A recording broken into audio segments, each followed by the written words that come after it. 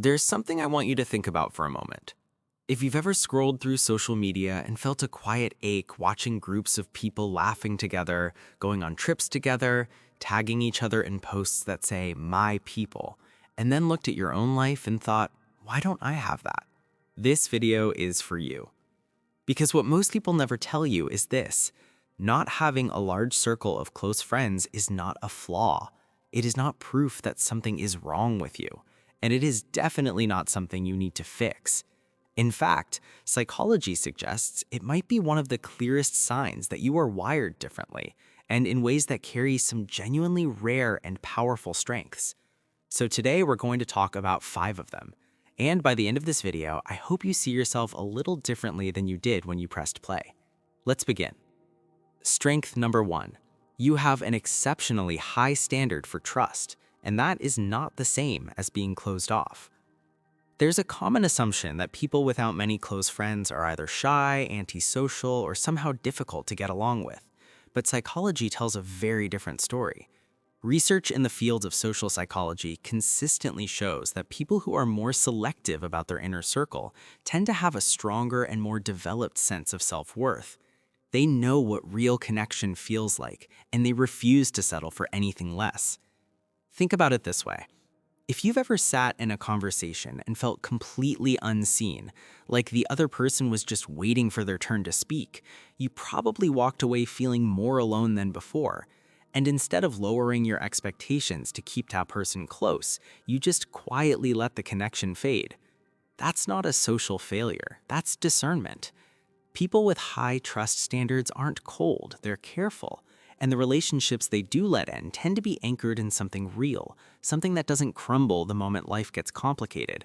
Psychologists call this quality over quantity in social bonding, and it's strongly associated with greater emotional satisfaction in the long run. You're not hard to love, you're just unwilling to pretend that surface level is enough. Strength number 2.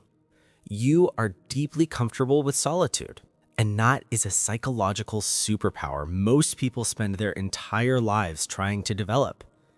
Here's something worth knowing. The ability to be alone without feeling lonely is one of the markers of strong psychological health. The psychoanalyst Donald Winnicott actually wrote about the capacity to be alone as a sign of emotional maturity. The idea that a secure, well-developed self can exist peacefully without constant external validation. Many people fill every quiet moment with noise, a podcast, a phone call, a scroll through their feed, anything to avoid sitting with themselves. Not because they enjoy the noise, but because the silence makes them anxious. If you genuinely enjoy time alone, if you find it restorative rather than painful, you have something that a lot of people are actively working toward in therapy. You're not escaping people.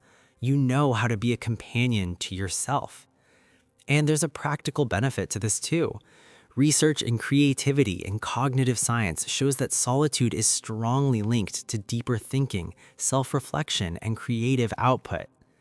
Many of the world's most thoughtful writers, inventors, and artists have spoken about the necessity of being alone, not as a punishment, but as a condition for doing their best inner work. You know how to be still. In a world that never stops moving, that is quietly extraordinary. Strength number 3. You are emotionally self-aware in ways that most people never fully develop.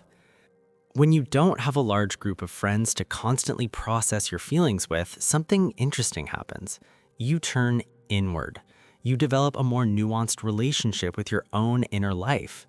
You learn to sit with your emotions rather than immediately outsourcing them.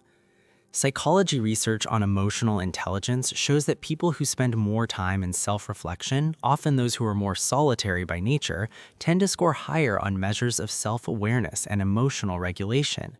They know when they're anxious before it becomes overwhelming. They understand why they react certain ways in certain situations. They can name what they're feeling, and that naming, research tells us, actually reduces the intensity of the emotion itself. Think about a time when something upset you, and rather than venting to a group or dramatically posting about it, you just sat with it, thought it through, came to some kind of understanding on your own. That's not bottling things up. That's processing with a quiet sophistication. People who lack close friends often don't realize that what they've actually built through necessity and inclination is a deeply developed emotional inner world. That's rare. And it makes you someone who, when you do open up to another person, has something genuinely meaningful to offer. Strength number 4.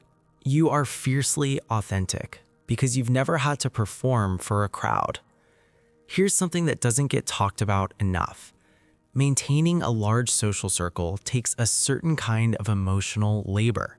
You have to show up consistently, navigate group dynamics, manage different personalities, and often, even if subtly, adjust who you are depending on who's in the room. People who don't have that kind of social structure often develop a different relationship with identity. Because they're not constantly code switching or people pleasing to keep a group happy, they tend to have a clearer, more stable sense of who they actually are.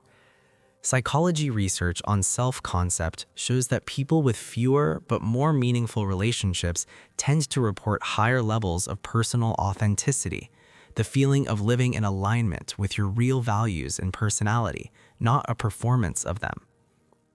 You probably say what you mean.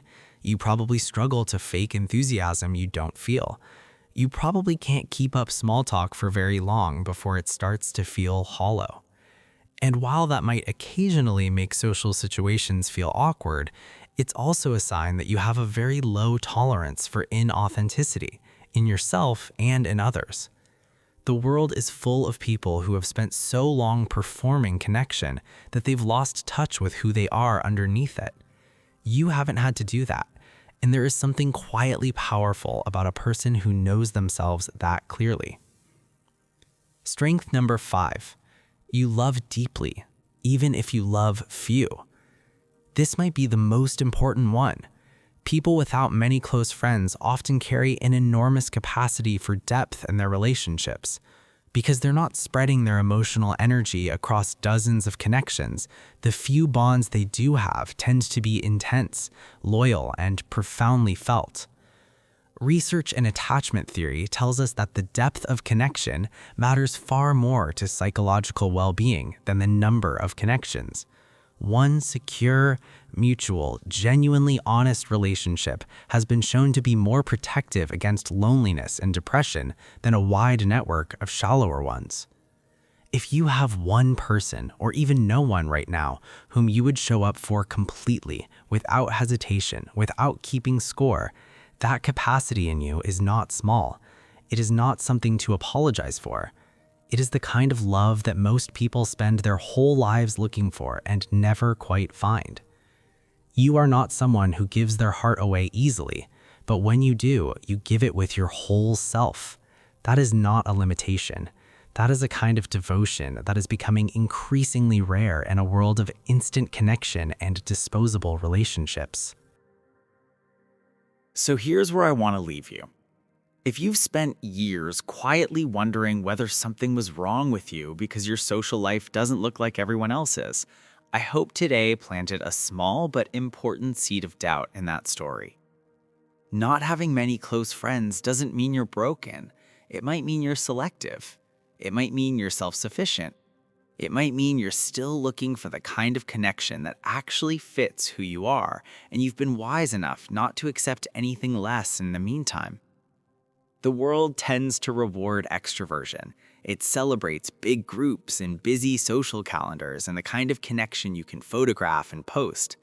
But it rarely pauses to honor the person sitting quietly with their own thoughts, building a rich inner life, loving the few people in their world with fierce and steady devotion. That person deserves to be seen too. So if anything in this video felt like a reflection of you, if you recognized yourself somewhere in these 5 strengths, I want you to hold on to that recognition, not as an excuse to avoid connection if you want it, but as a reminder that where you are right now is not a waiting room. It is not a failure in progress. It is a valid, meaningful, and genuinely strong way to move through the world. And if you want more videos like this, content that takes the parts of yourself you've been taught to see as flaws and helps you understand them differently, subscribe to this channel. There are more conversations like this one coming, and I'd love for you to be part of them. Take care of yourself. I'll see you in the next one.